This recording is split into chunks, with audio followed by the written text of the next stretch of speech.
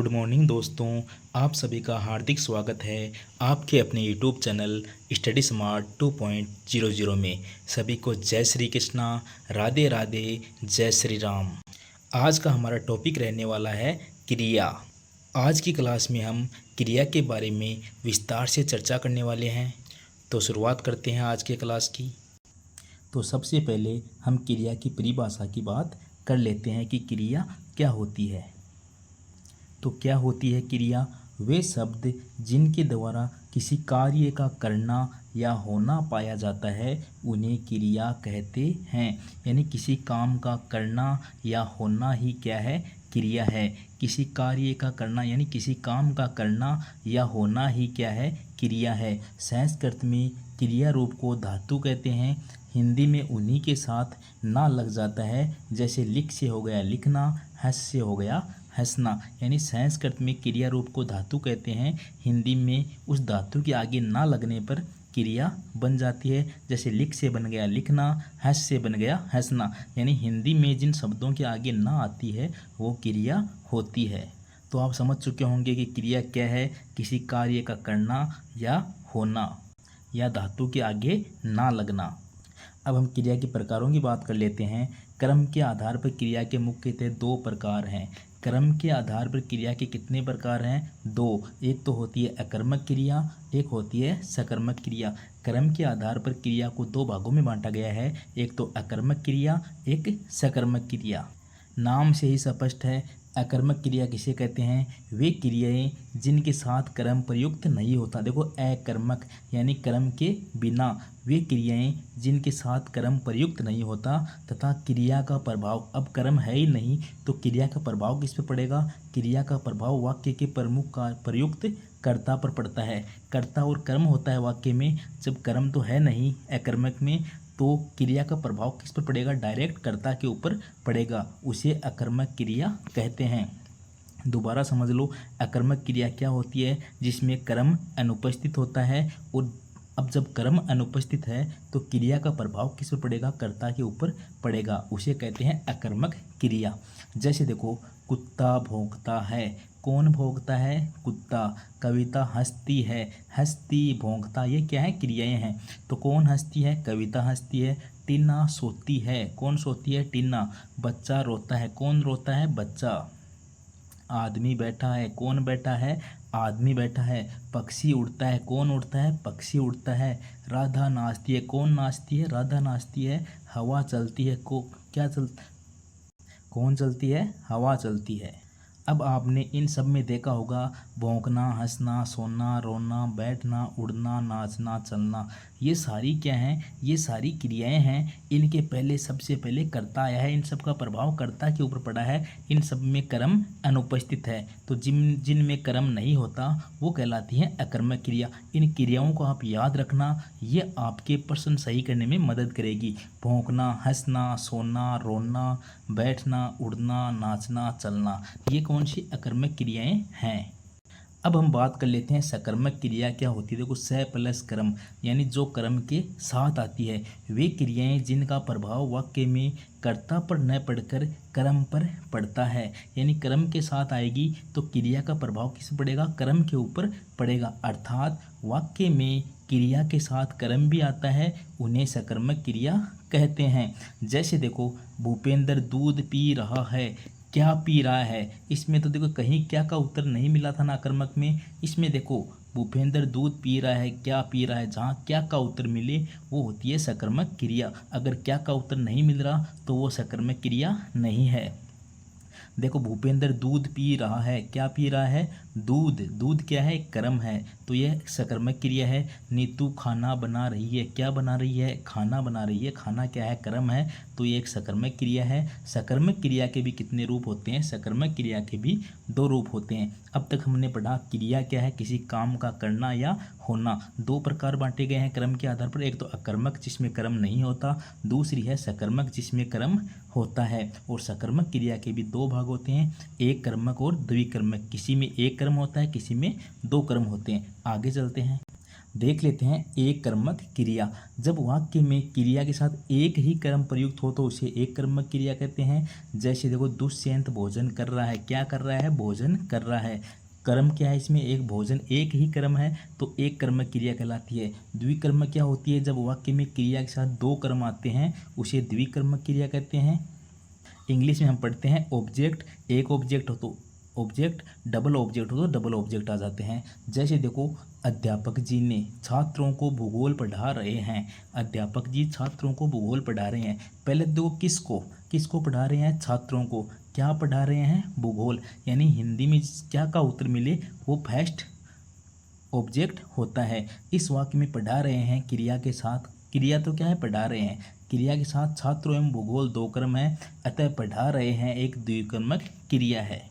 देखना इसको, अध्यापक जी छात्रों को भूगोल पढ़ा रहे हैं। क्या पढ़ा रहे हैं? भूगोल। तो भूगोल तो इसमें क्या है? फर्स्ट क्रम है या फर्स्ट ऑब्जेक्ट है। और किसको पढ़ा रहे हैं? छात्रों को पढ़ा रहे हैं। ये क्या है? इसमें सेकंड ऑब्जेक्ट है, यानी द्विक्रम है, दूसरा क्रम है। आप समझ चुके होंगे कि एक क्रम में क्रिया क्या होती है, इसमें एक क्रम होता है। द्विक्रम में क्या होती है, जिसमें दो क्रम होते हैं। इस द्विक्रमक में एक क्रम में तो क्या का उत्तर मिलता है? इसमें क्या का तो मिलता है। दो क्रम में एक किसको का भी उत्तर मिलता है। अब तक हमने जो पढ़ा उसका मैं यहाँ सार लिख रहा हूँ, अब इसको ध्यान से देख लेना, तब आपकी पूरी समझ आ जाएगी। देखो, अकर्मक क्रिया जिसमें क्या का उत्तर नहीं मिले, यानी क्या का उत्तर मिलेगा वो तो क्या होती है? सकर्मक क्रिया होती है। अगर क्या का उत्तर नहीं मिल रहा तो वो है अकर्मक क्रिया। जैसे राम सोता है, कौन सोता है, क्या का उत्तर नहीं, कौन का उत्तर मिल रहा है। बच्चा रो रहा है, कौन रो रहा है? बच्चा। कौन का उत्तर मिल रहा है, क्या का उत्तर नहीं मिल रहा है।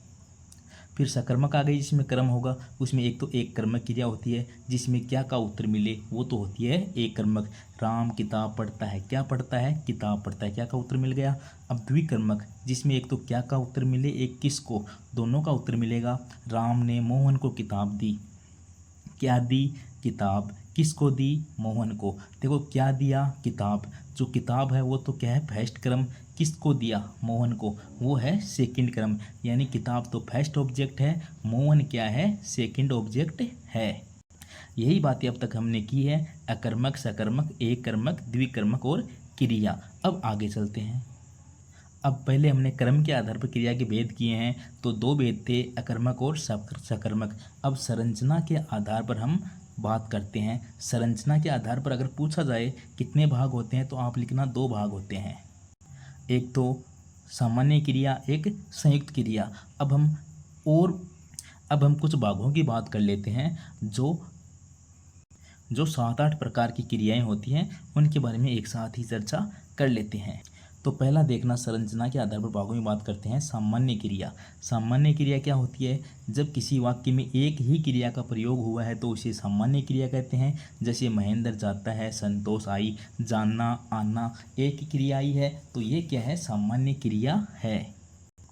दूसरा देखो, संयुक्त क्रिया। सामान्य क्रिया तो सब जानते हैं, जिसमें एक क्रिया आए, और सामान्य सी बात है। संयुक्त क्रिया क्या होती है? संयुक्त नाम से स्पष्ट है, जिसमें दो क्रियाएं आएगी या दो से ज़्यादा क्रियाएं आएंगी। जो क्रिया दो या दो से अधिक भिन्न अर्थ रखने वाली क्रियाओं के मेल से बनती है उसे संयुक्त क्रिया कहते हैं। देखो, जो क्रिया दो या दो से अधिक भिन्न अर्थ रखने वाली क्रियाओं के मेल से बनती है उसे संयुक्त क्रिया कहते हैं। जैसे देखो, अतिथि आने पर स्वागत करो। पहली तो क्या है? आने पर, आना, ये क्रिया हो गई। फिर स्वागत करो, ये क्या करो, ये कौन सी हो गई? ये सेकंड क्रिया हो गई। यानी इसमें दो क्रियाएं हैं, तो ये कौन सी क्रिया हो गई? संयुक्त क्रिया हो गई। इस वाक्य में आने मुख्य क्रिया है तथा स्वागत करो इसकी सहायक क्रिया है। इस प्रकार मुख्य एवं सहायक क्रिया दोनों का संयोग है, अतः इसे संयुक्त क्रिया कहते हैं। आप समझ चुके होंगे सामान्य क्रिया क्या होती है, जिसमें एक क्रिया होती है। संयुक्त क्रिया क्या होती है, जिसके अंदर दो क्रियाएं या दो से ज़्यादा क्रियाएं आती है। तीसरा देखना, प्रेरणार्थक क्रिया। इंपॉर्टेंट है, लगभग प्रश्न इसी क्रिया से पूछे जाते हैं। ये भी नाम से स्पष्ट है, प्रेरणार्थक, यानी जो प्रेरणा देने वाली क्रियाएं होती हैं। देखो, वे क्रियाएं जिन्हें कर्ता स्वयं न करके दूसरों को क्रिया करने के लिए प्रेरित करता है, उन क्रियाओं को प्रेरणार्थक क्रिया कहते हैं। यानी वे क्रियाएं जिन्हें कर्ता खुद नहीं करता और दूसरों से वो क्रिया करने के लिए प्रेरित करता है, दूसरों से वो काम करवाता है, वो होती है प्रेरणार्थक क्रिया। यानी प्रेरणा देके वो काम दूसरों से करवाती है। तो प्रेरणार्थक क्रिया क्या हो गई, वे क्रियाएं जिन्हें कर्ता स्वयं न करके दूसरों को क्रिया करने के लिए प्रेरित करता है, उन क्रियाओं को प्रेरणार्थक क्रिया कहते हैं। तो देखते हैं कौन सी होती है। जैसे देखो, दुष्यंत हेमंत से पत्र लिखवाता है। दुष्यंत खुद नहीं लिखता, हेमंत से पत्र लिखवाता है। तो सरपंच ने गांव में तालाब बनवाया।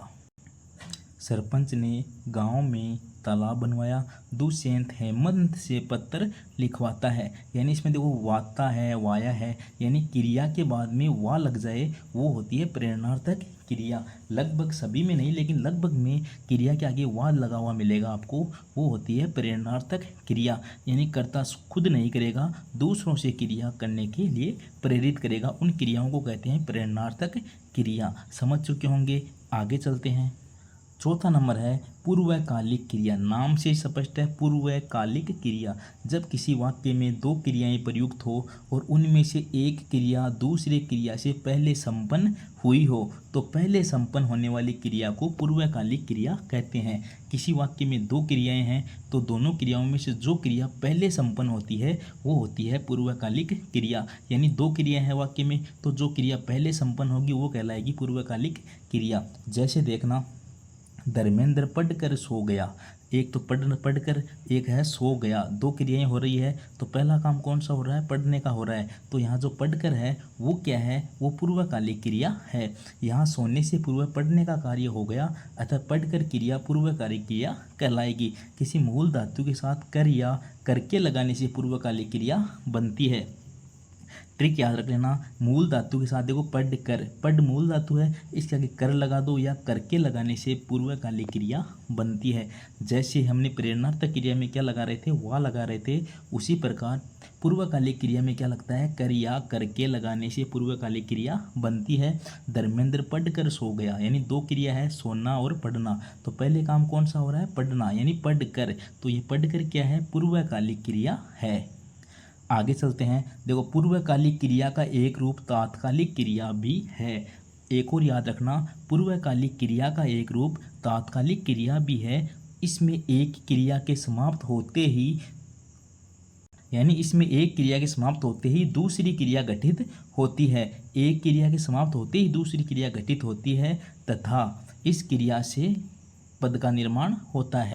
यानी पूर्वकालिक क्रिया का एक रूप तात्कालिक क्रिया भी है। इसमें क्रिया के समाप्त होते ही दूसरी घटना घटित होती है तथा धातु से इस क्रिया का पद का निर्माण होता है। तुरंत हम बता देते हैं कैसे होता है। अब देखो, पुलिस के आते ही चोर भाग गया। पुलिस के आते ही, इसमें देखो ते, ये ते मिलेगा आपको। इसमें आते ही तात्कालिक क्रिया है। पुलिस के आते ही चोर भाग गया, यानी पहले तात्कालिक क्रिया कौन सी हो रही है, आते ही चोर भाग गया। पुलिस के आते ही, तो ये आते ही क्या है, ये तात्कालिक क्रिया है। देखो, पूर्वकालिक क्रिया का क्या होती है, दो क्रियाएं होंगी। जो पहले होने वाली क्रिया है वो क्या होती है, वो पूर्वकालिक क्रिया होती है। उसमें क्या मिलेगा, कर लगेगा या करके लगेगा। लेकिन उसके आते ही ऐसे कोई शब्द मिल जाए, यानी ते वाला, ते ही मिल जाए, तो वो होती है तात्कालिक क्रिया। यानी पुलिस के आते ही चोर भाग गया।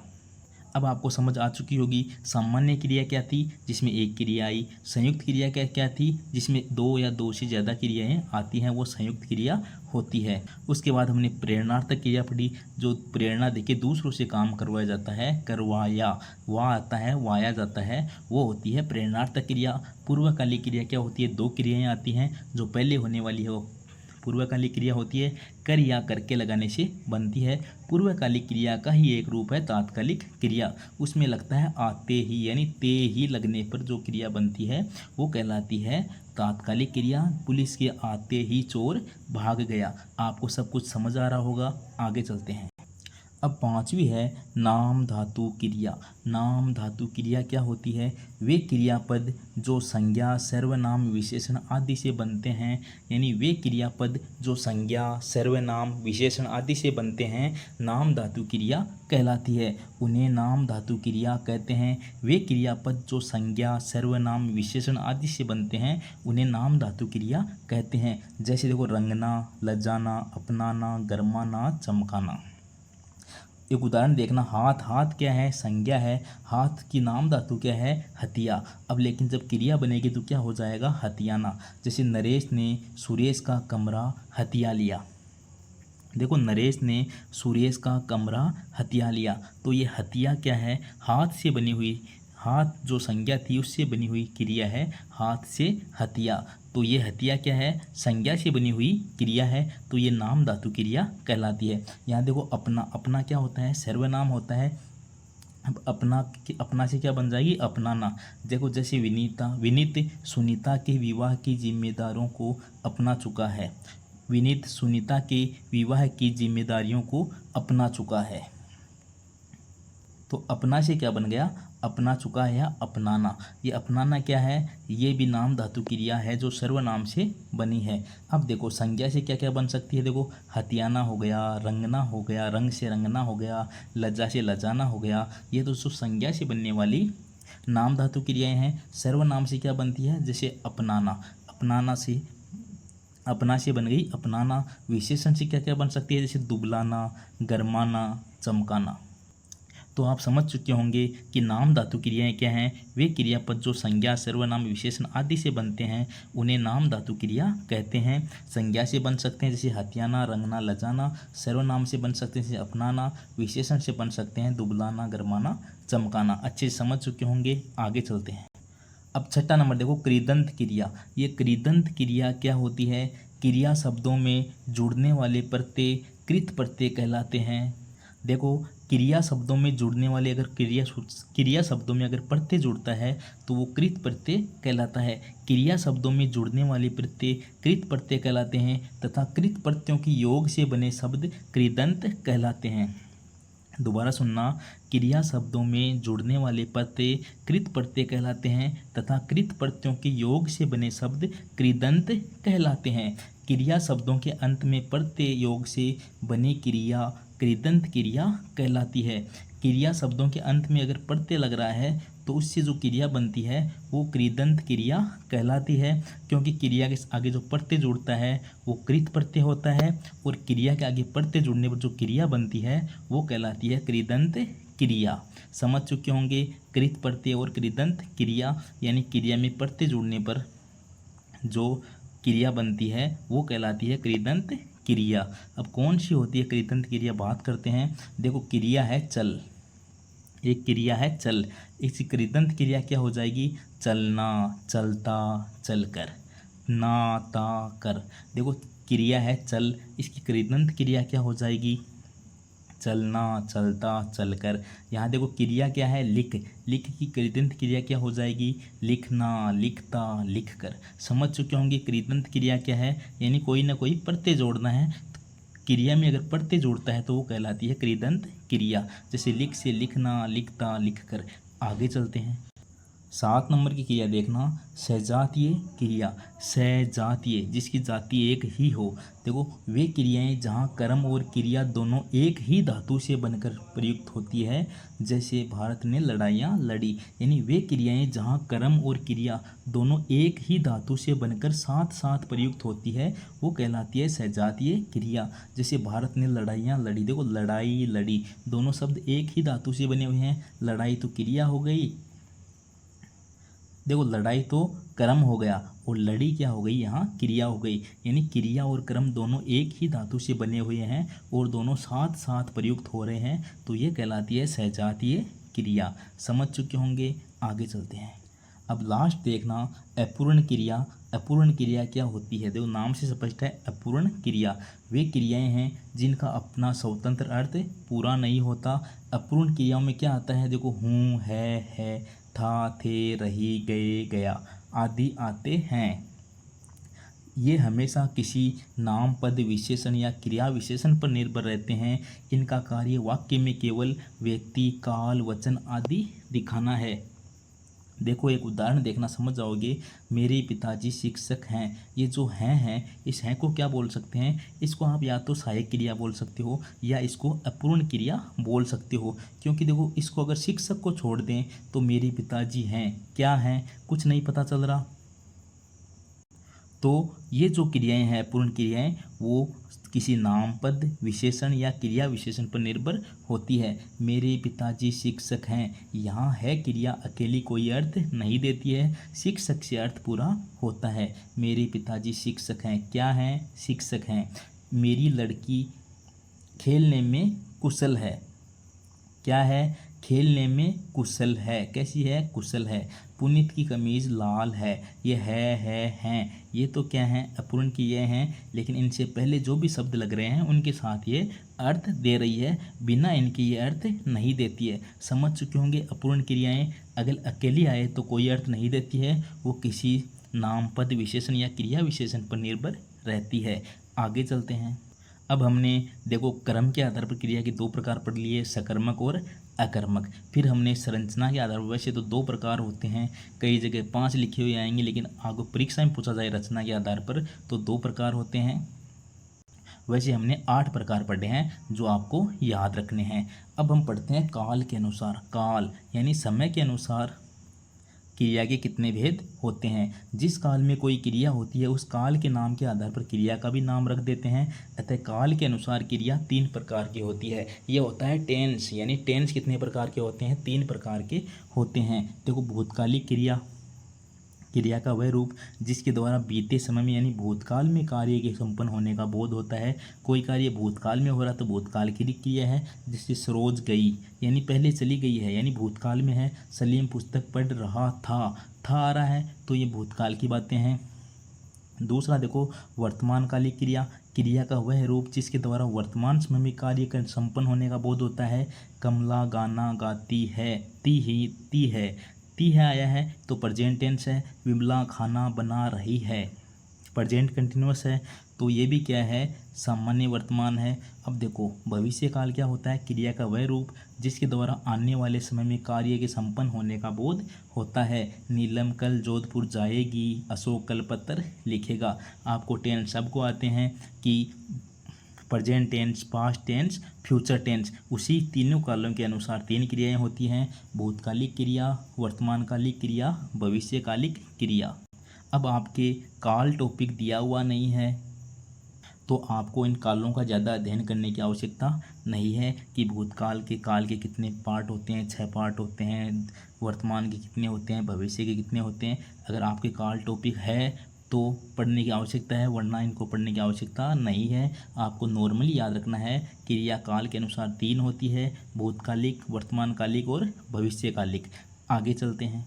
अब हम क्रिया की थ्योरी की बात कर चुके हैं, अब हम इसके प्रश्न लगाएंगे ताकि क्रिया का टॉपिक आपका क्लियर हो जाए। तो चलते हैं क्वेश्चन की तरफ।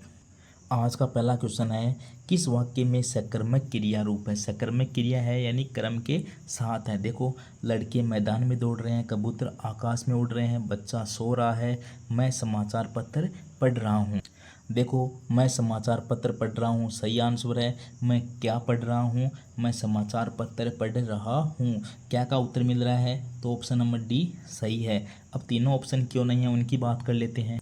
ऑप्शन नंबर सही देखना, बच्चा सो रहा है। सो रहा है यानी सोना क्या है? एक अकर्मक क्रिया है, बिल्कुल अकर्मक क्रिया है, काट दो। कबूतर आकाश में उड़ रहे हैं।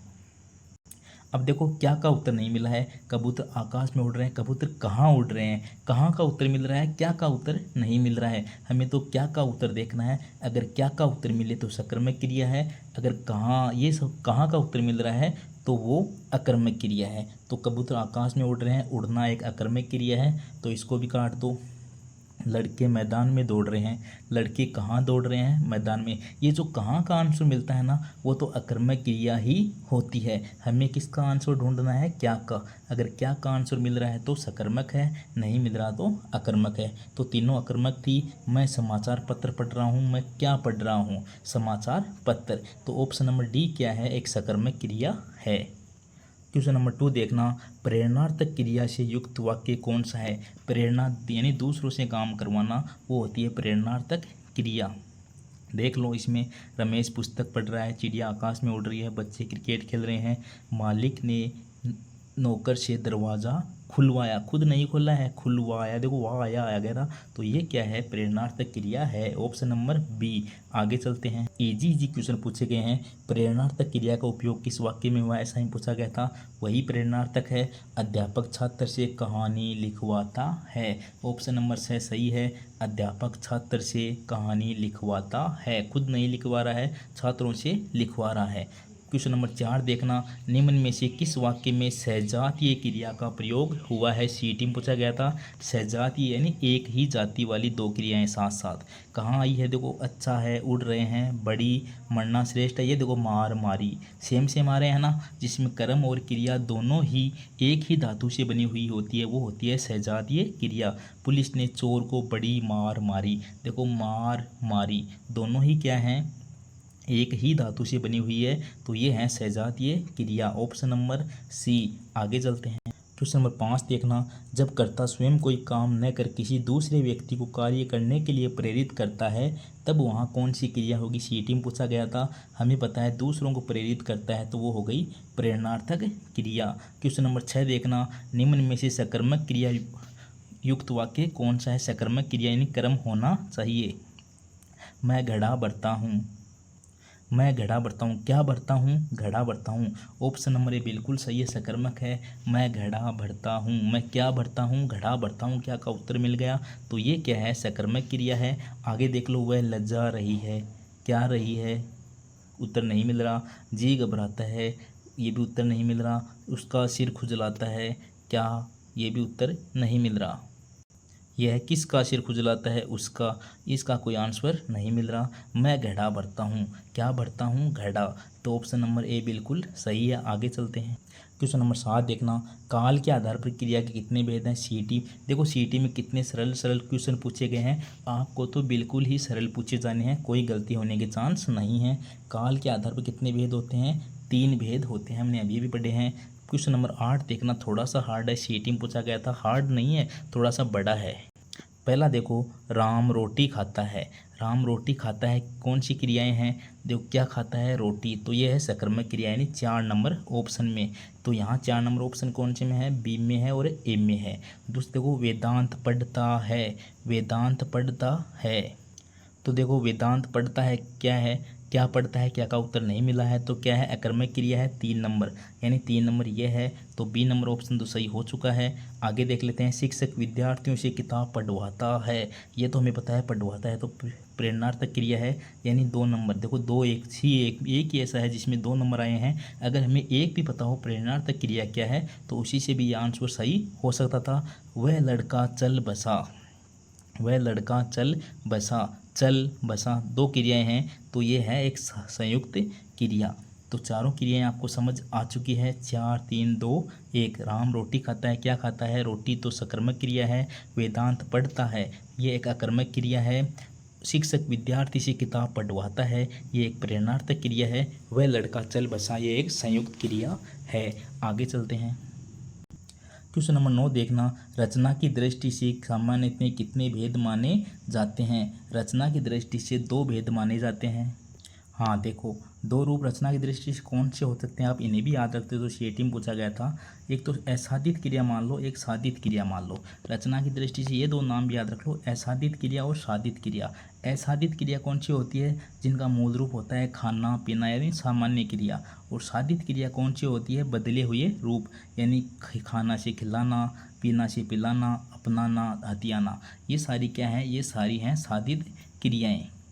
यानी एक तो सामान्य क्रिया है, एक संयुक्त क्रिया है। ये दोनों रचना की दृष्टि से सामान्यतः 2 भेद माने गए हैं, 2 ही करने हैं। आगे चलते हैं, क्रिया में आपसे 2 ही भेद पूछे जाएंगे, चाहे कर्म के आधार पर पूछे चाहे रचना के आधार पर पूछे, आपको तो हमेशा 2 ही भेद करने हैं। अगर काल के आधार पूछे तो आपको 3 भेद करने हैं। आगे चलते हैं, क्वेश्चन नंबर 10 की तरफ। नीचे 2 कथन दिए गए हैं, पहला कथन और दूसरा कथन। अच्छा क्वेश्चन था सीईटी का। देखो, अकर्मक क्रियाओं का सीधा संबंध कर्ता से नहीं होता, अकर्मक क्रियाओं में तो कर्म होता ही नहीं है, तो जो क्रिया है उसका संबंध किससे होता है, कर्ता से होता है। ये कह रहा है कर्ता से नहीं होता, इसका फल स्वयं कर्ता पर पड़ने से दूर रहता है, तो इसका संबंध तो कर्ता से ही होता है, यानी पहला कथन गलत है। दूसरा देखना, सकर्मक क्रियाओं का फल कर्म पर पड़ता है। बिल्कुल कर्म होता है तो कर्म पर पड़ेगा, कर्म के बिना उसका अर्थ पूरा नहीं हो सकता। बिल्कुल सही बात है। तो पहला गलत है, दूसरा सही है। कथन फर्स्ट असत्य है किंतु सेकंड सत्य है। ऑप्शन नंबर बी सही है। आगे चलते हैं। क्वेश्चन नंबर 11 देखना, निम्न में से अकर्मक क्रिया से युक्त वाक्य को चिन्हित कीजिए। अकर्मक क्रिया बतानी है। देखो, वह तुम्हें लजाए रही है। मैं सुराही भरता हूँ। क्या भरता हूँ? सुराही भरता हूँ। ये तो सकर्मक है, सीधी पता चल गई। मैं अपना सिर खुजलाता हूँ। क्या खुजलाता हूँ? सिर खुजलाता हूँ। ये भी बिल्कुल साफ पता चल गया, ये भी एक सकर्मक क्रिया है। अब 2 ऑप्शन बच गए। वह तुम्हें लजा रही है, तुम्हारा जी घबराता है। तुम्हारा जी घबराता है। अब देखो, वह तुम्हें, यहाँ तुम्हें क्या है? यहाँ तुम्हें भी एक कर्म का काम कर रहा है, तो यहाँ तुम्हें तो क्या है? सकर्मक क्रिया है। यहाँ तुम्हारा जी, ये देखो तुम्हारा जी तो सब्जेक्ट है, घबराता है, इसमें कोई ऑब्जेक्ट नहीं दिया हुआ है, इसलिए ऑप्शन नंबर डी सही है। यानी हमें पूछा था अकर्मक क्रिया से युक्त, तो तुम्हारा जी घबराता है ये अकर्मक क्रिया का उदाहरण है। वह तुम्हें लजा रही है, इसमें जो तुम्हें है, ये तुम्हें क्या है? ऑब्जेक्ट का काम कर रहा है, कर्म का काम कर रहा है। यानी 2 उत्तर मिलते हैं हमारे पास। 2 ऑब्जेक्ट होते हैं ना, एक तो क्या का उत्तर मिलता है, वो तो फर्स्ट ऑब्जेक्ट होता है। एक किसको का उत्तर मिलता है, वो होता है सेकंड ऑब्जेक्ट। तो इसमें किसको लजा रही है? तुम्हें लजा रही है, तो इसमें किसको का उत्तर मिल रहा है, तो ये भी क्या है? ऑब्जेक्ट है, इसलिए ये भी एक सकर्मक क्रिया है। तुम्हारा जी घबराता है एक अकर्मक क्रिया थी। आगे चलते हैं। क्वेश्चन नंबर 12 देखना, सूची फर्स्ट के साथ सूची सेकंड को सम्मिलित करना है। अब देखो, इसमें प्रेरणार्थक क्रिया दी हुई है, हमें तो यही ढूंढ लेते हैं। तो पहला क्या कह रहा है? शिक्षक विद्यार्थियों से पुस्तक पढ़वाते हैं। पढ़वाते हैं यानी दूसरों को प्रेरित करके काम करवा रहे हैं, तो ये क्या है? प्रेरणार्थक क्रिया है। तो पहले का चौथा, तो इसमें एक में ही चौथा है। ऑप्शन नंबर 4 सही हो चुका है। अब देख लो, सुकन्या पढ़ कर सोती है।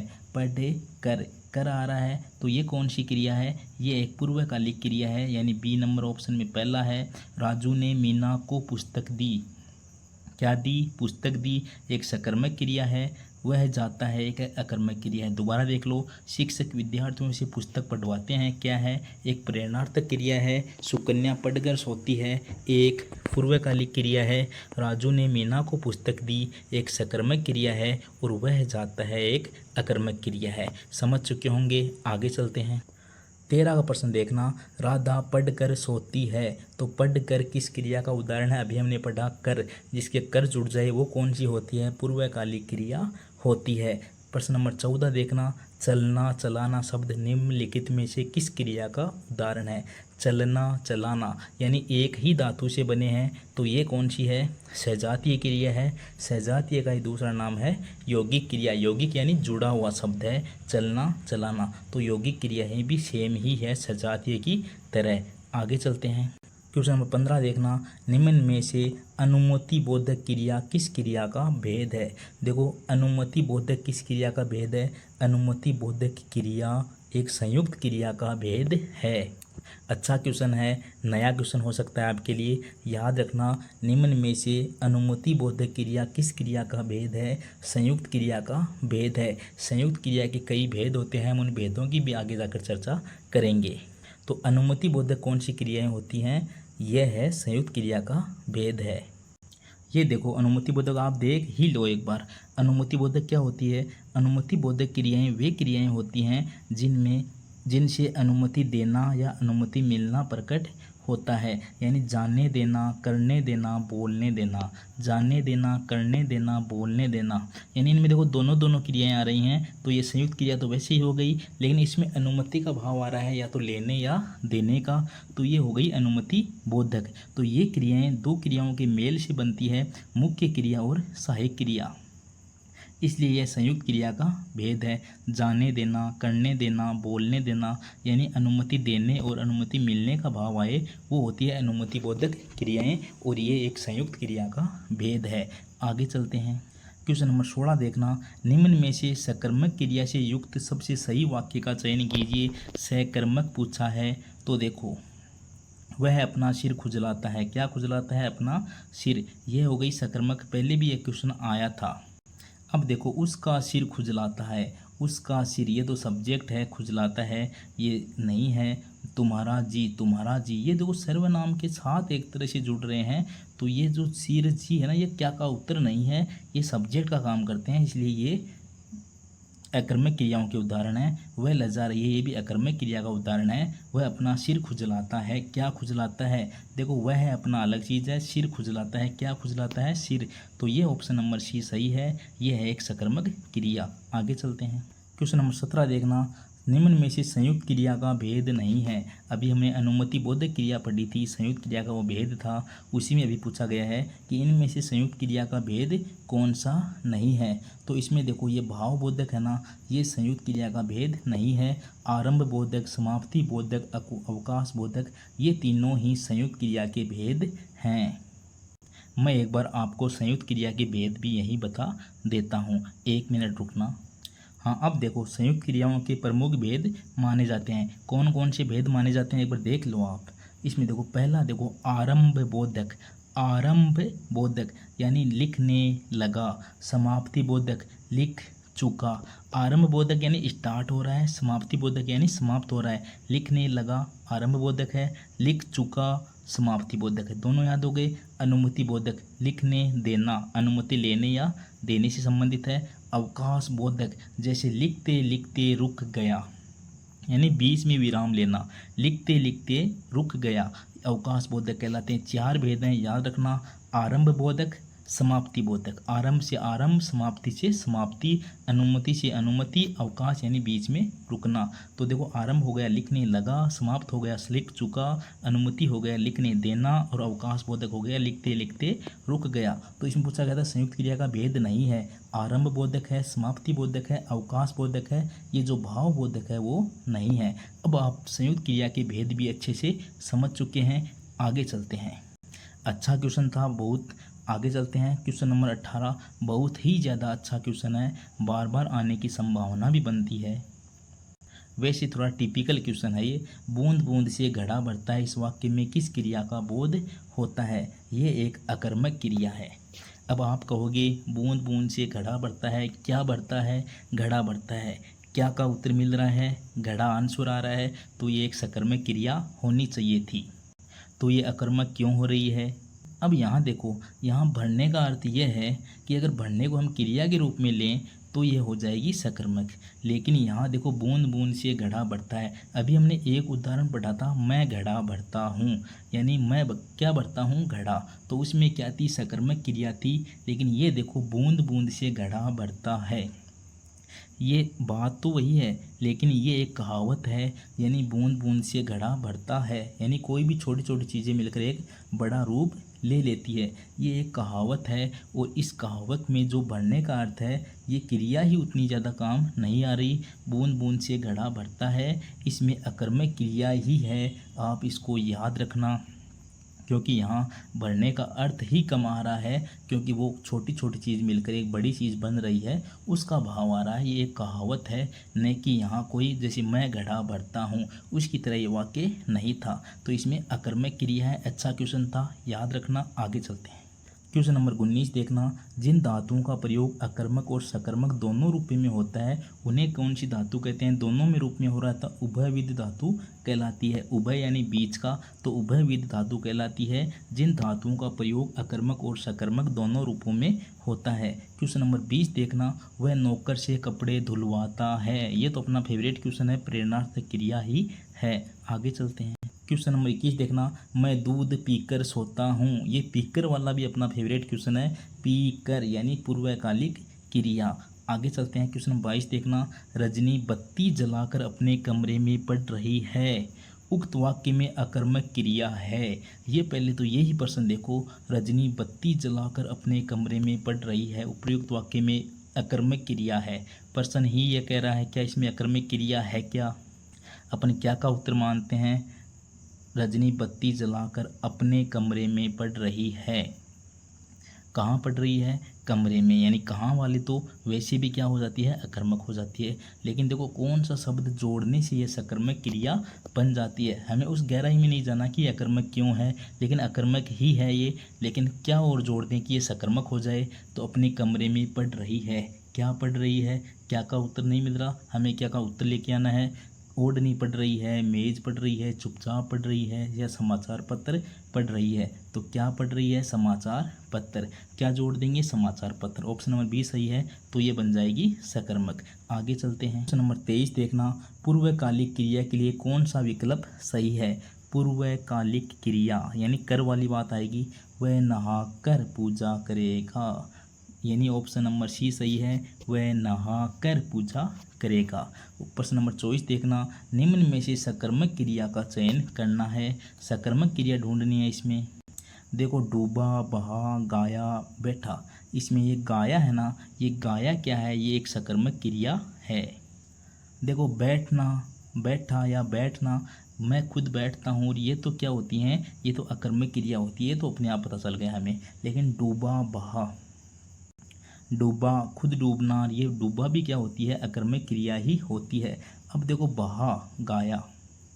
अब ये बहा, गाया, ये बहा भी कई बार सकर्मक का रूप तो ले लेती है, लेकिन ये भी वैसे अकर्मक ही होती है। यहाँ ऑप्शन नंबर सी सही था, गाया। अगर डूबा, बहा, बैठा, गाया ये क्वेश्चन आपको दोबारा देखने को मिले तो इसमें गाया ऑप्शन करना। उसने गाना गाया। क्या गाया? गाना गाया। तो ये एक सकर्मक क्रिया का उदाहरण हो जाएगा, गाया। कौन सा है? गाया। ऑप्शन नंबर सी याद रखना। आगे चलते हैं। ये देखो, सूर्य पूर्व से निकलता है, इस वाक्य में कौन सा पक्ष है? सूर्य पूर्व से निकलता है, डेली ही निकलता है, यानी आवर्ती में निकलता है, तो ये है आवर्ती मूलक। सूर्य पूर्व से निकलता है, इस वाक्य में कौन सा पक्ष है? पूर्णकालिक, सातत्यबोधक, नित्यत्वबोधक या आवर्ती मूलक? तो ये है आवर्ती मूलक, यानी बार बार कोई काम होता है वो होता है आवर्ती मूलक। तो सूर्य पूर्व से निकलता है, इसमें कौन सा पक्ष है? आवर्ती मूलक। क्वेश्चन नंबर 26 देखना, निम्न में से किस वाक्य में सहजातीय क्रिया, सहजातीय यानी सेम बात आनी चाहिए। पुलिस ने चोर को बड़ी मार मारी। ये प्रश्न तो पहले भी आ चुका था, वही प्रश्न दोबारा आया है। आगे चलते हैं। क्वेश्चन नंबर 27 देखना, असंगत विकल्प का चयन करना है। पुलिस ने चोर पकड़वाया, बिल्कुल सही है, पुलिस ने चोर पकड़वाया। प्रेरणार्थक क्रिया थी, लड़के मैदान में दौड़ रहे हैं। माताजी प्रतिदिन बाग में जाते हैं। उसने सेब खाया। किसने? उसने सेब खाया। उसने क्या खाया? सेब खाया। तो ये तो सकर्मक है, बिल्कुल दोनों सही है। अब देखो, लड़के मैदान में दौड़ रहे हैं, लड़के कहाँ दौड़ रहे हैं? हमें पता है कहाँ का उत्तर मिल रहा है, इसलिए ये क्या है? अकर्मक क्रिया है, बिल्कुल सही है। तो ऑप्शन नंबर बी गलत है। क्यों गलत है? देख लो, माताजी प्रतिदिन बाग में जाते हैं, ये एक रंजक क्रिया है क्या? माताजी प्रतिदिन बाग में जाते हैं, ये कोई रंजक क्रिया नहीं है। अब आप कहोगे कि ये रंजक क्रिया क्या होती है, तो हम एक बार रंजक क्रिया की भी बात कर लेते हैं। तो चलते हैं पहले रंजक क्रिया की तरफ। तो देखना एक बार रंजक क्रिया क्या होती है। रंजक क्रिया यानी रंजना कराने वाली क्रिया, यानी जब कोई व्यक्ति स्वयं कार्य न करके दूसरों से वह कार्य करवाता है, यानी प्रेरणार्थक क्रिया की बात कर रहा है, और वह कार्य मनोरंजन, सुख या आनंद प्रदान करता है, तो उस क्रिया को रंजक क्रिया कहते हैं। यानी जो प्रेरणार्थक क्रिया होती है वो अगर मनोरंजन, सुख या आनंद प्रदान करे तो वो रंजक क्रिया कहलाएगी। रंजक क्रिया में अपना खुशी या आनंद के लिए दूसरों से करवाना छिपा होता है। उदाहरण देखो, समझ जाओगे। गुरुजी ने कविता गवाई, यहाँ गुरुजी ने स्वयं नहीं गाया बल्कि शिष्य से गवाया, यानी प्रेरणार्थक प्लस आनंद देने वाली है, तो ये क्या है? रंजक क्रिया है। अध्यापक ने कहानी सुनवाई, खुद नहीं सुनाई बल्कि किसी से सुनवाई है और सबको आनंद दिया, इसलिए ये क्या है? रंजक क्रिया है। यानी प्रेरणार्थक क्रिया का ही रूप है। जब प्रेरणार्थक क्रिया मनोरंजन, सुख या आनंद प्रदान करे तो वो कहलाती है रंजक क्रिया। अब अच्छे से समझ चुके होंगे, आगे चलते हैं। क्वेश्चन नंबर 28 देखना, कौन सा शब्द प्रेरणार्थक क्रिया नहीं है? इसमें प्रेरणार्थक क्रिया कौन सा नहीं है? तो इसका ऑप्शन नंबर डी सही आंसर है, समझना, यानी खुद समझना। ये समझना एक प्रेरणार्थक क्रिया नहीं है।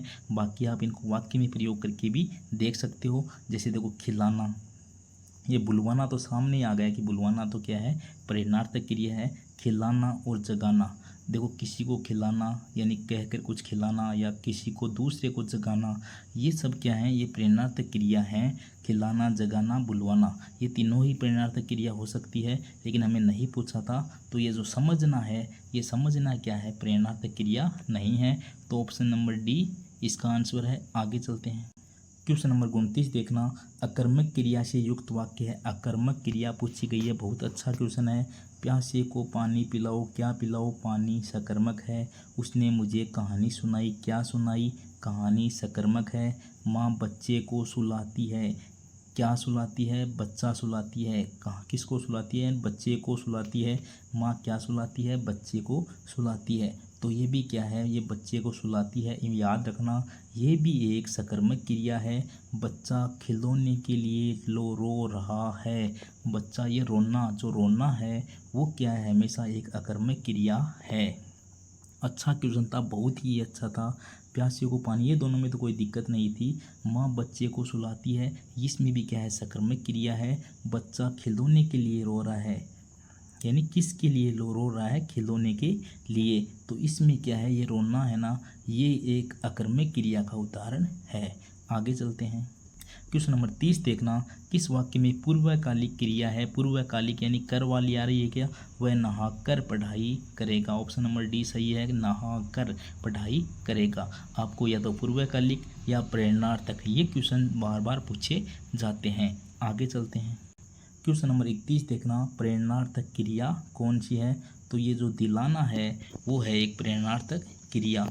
ऐसे अगर नाम पूछे जाए तो वो थोड़ा सा हार्ड होता है हमारे लिए, हमें इनको वाक्य में प्रयोग करके देखना चाहिए ताकि हम समझ सकें कि ये प्रेरणार्थक क्रिया है या नहीं है।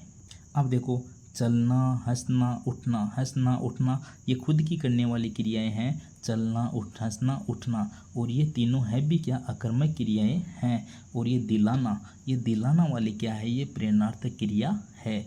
आगे चलते हैं। क्वेश्चन नंबर 32, निम्न में से अकर्मक क्रिया का वाक्य चुनिए। अच्छा क्वेश्चन है, अकर्मक क्रिया सीटी में पूछा गया था। देखो, माताजी कपड़े धो रही है, क्या धो रही है, कपड़े, सकर्मक है। वह श्याम से पत्र लिखवाता है, प्रेरणार्थक है। पूजा पूजा कर रही है, पूजा पूजा कर रही है। पूजा क्या कर रही है, पूजा कर रही है। तो ये भी क्या है, सकर्मक है। हेमलता हंसनी है, हंसना हमने पढ़ा था, हंसना क्या है, कर्मक क्रिया है। तो ऑप्शन नंबर ए सही आंसर है। आगे चलते हैं। क्वेश्चन नंबर 33 देखना, कपिल आम खाता है, क्या खाता है, आम खाता है। तो ये एक सकर्मक क्रिया है। क्वेश्चन नंबर 34, निम्न में से किस वाक्य में अकर्मक क्रिया का प्रयोग पूछा है। देखो, सरोज नाटक देख रही है, क्या देख रही है, नाटक, सकर्मक है। चेतन पानी पी रहा है, क्या पी रहा है, पानी, तो सकर्मक है। कपिल आम खाता है, ऊपर वाला वाक्य दोबारा आ गया, तो क्या खाता है, आम, सकर्मक है। वह रात भर नहीं सोया, सोना क्या है, एक अकर्मक क्रिया है। तो रात भर नहीं सोया क्या है, एक अकर्मक क्रिया का उदाहरण था, अच्छा उदाहरण था। आगे चलते हैं। क्वेश्चन नंबर 35 देखना, किस वाक्य में क्रिया सकर्मक रूप में पूछा है इस बार। तो यहाँ देखो, माँ बच्चे को सुलाती है, हमने पढ़ा, माँ क्या सुलाती है, बच्चा सुलाती है। तो ये क्या है, सकर्मक है। यहाँ शोरगुल से बच्चा जाग गया, यहाँ देखो कौन जाग गया, बच्चा जाग, यहाँ बच्चा है ना, ये बच्चा क्या है, सब्जेक्ट है, ऑब्जेक्ट नहीं है। तो ये कट गया। वह बहुत समय से सो रहा है, वह है बहुत समय, ये बहुत समय भी यहाँ क्या, ऑब्जेक्ट नहीं है। तो ये भी अकर्मक है। चित्ता तेज दौड़ता है, ये तेज है ना, ये तेज तो क्रिया विशेषण है, यहाँ कोई ऑब्जेक्ट नहीं है। ये दौड़ना क्या है, दौड़ना एक अकर्मक क्रिया है। तो ये भी नहीं है। माँ बच्चे को सुलाती है, यही एक सकर्मक क्रिया का उदाहरण है। अब क्वेश्चन नंबर 36 देखना, किस वाक्य में अकर्मक क्रिया है। बच्चा रोता है, हमने अभी पढ़ा, रोना क्या है, एक अकर्मक क्रिया का उदाहरण है। पूजा क्या धो रही है, कपड़े। मोहन क्या बजा रहा है, सितार। आज आप शाम को क्या कर रहे हैं। तो क्या का उत्तर तो मिलना ही है, ये प्रश्न में दे दिया, अच्छा था। क्या क्या का ही उत्तर हमें ढूंढना होता है सकर्मक में। तो ये कि भी क्या थी, सकर्मक क्रिया थी, हमें अकर्मक पूछा था। बच्चा रोता है, बच्चा रोता है। तो रोना क्या है, एक अकर्मक क्रिया का उदाहरण है। आगे चलते हैं। क्वेश्चन नंबर 37 देखना, निम्न में से क्रिया के विषय में कौन सा कथन गलत है। क्रिया एक अविकारी शब्द है, मैंने आपको कहा था क्रिया एक विकारी शब्द है। संज्ञा, सर्वनाम, क्रिया और विशेषण, ये चारों क्या हैं, चारों विकारी शब्द हैं, इसलिए यही गलत है इसका आंसर। आगे चलो। क्रिया धातुओं, संज्ञा, विशेषणों से बनती है, सही बात है। रचना की दृष्टि से क्रिया के दो भाग होते हैं, अकर्मक और सकर्मक, और क्रिया से काम करने की या होने का बोध होता है, ये भी सही है। क्रिया एक विकारी शब्द है, अविकारी नहीं है। आगे चलते हैं, याद रखना अच्छी बात थी। क्वेश्चन नंबर 38, गोविंद ने राम को जगवाया, कौन सी क्रिया है? प्रेरणार्थक है। जगवाया क्या है? प्रेरणार्थक क्रिया है। वैसे भी देखो जगवाया, जगाना अभी आया था ना, ये क्या होती है? प्रेरणार्थक होती है। आगे चलते हैं। क्वेश्चन नंबर 39 देखना, निम्न में से किस वाक्य में सकर्मक क्रिया नहीं है? सकर्मक नहीं है, एक में ही सकर्मक, यानी इसमें देखो आप, वह फुटबॉल खेल रहा है, वह क्या खेल रहा है? फुटबॉल, सकर्मक है, हमें नहीं पूछा है। नौकर पानी भरता है, क्या भरता है? पानी भरता है, सकर्मक है। सुधा फल खा रही है, क्या खा रही है? फल खा रही है, सकर्मक है। रमा हंसनी है, मैंने कहा था हंसना क्या है? हंसना, रोना, ये सब अकर्मक क्रियाएं हैं, तो ऑप्शन नंबर ए सही है। ये हंसना, रोना, मैंने शुरू में कहा था कि ये जो अकर्मक क्रियाएं बता रहा हूँ इनको याद रखना, या बार बार आपका प्रश्न सही करने में मदद करेगी। तो इसी प्रकार हंसना क्या था? एक अकर्मक क्रिया थी। अब क्वेश्चन नंबर 40 देखो, सीता खाना खाकर जयपुर जाएगी, खाना खाकर, तो ये हो गई है पूर्वकालिक क्रिया, थर्ड ग्रेड में पूछा गया था। यानी अकर्मक क्रिया, सकर्मक क्रिया, प्रेरणार्थक क्रिया, पूर्वकालिक क्रिया, लगभग प्रश्न इन्हीं 4 क्रियाओं से पूछे गए हैं और बार बार पूछे गए हैं, और आपको भी इन्हीं क्रियाओं से कोई प्रश्न पूछने को मिलेगा। अब मुझे नहीं लगता इन 40 क्वेश्चन को करने के बाद और थ्योरी पढ़ने के बाद भी अब कोई आपको क्रिया से संबंधित कोई डाउट रहा होगा। आपका क्रिया का टॉपिक अच्छे से क्लियर हो गया होगा। आई होप आपको संज्ञा, सर्वनाम, विशेषण और क्रिया, जो चारों विकारी शब्द हैं, उनके बारे में आपको क्लासें अच्छी लगी होगी, और क्लास लेने के बाद आपको कुछ मदद भी मिली होगी अपने टॉपिक को क्लियर करने में, और अपनी तैयारी को सुदृढ़ करने में आपको अच्छी मदद मिली होगी। आई होप आपको ये क्लासें अच्छी लग रही होगी। हमारी हिंदी की क्लास अनवरत चलती रहेगी। 8-10 दिन के अंदर ही हम हिंदी सब्जेक्ट को भी क्लियर कर देंगे। आपको क्लासें कैसी लग रही है इसके बारे में ज़रूर बताना। क्लास में कमेंट, लाइक और सब्सक्राइब करना न भूलना। तो मिलते हैं नेक्स्ट क्लास में एक नए टॉपिक के साथ। तब तक के लिए नमस्कार। जय श्री कृष्णा, राधे राधे, जय श्री राम।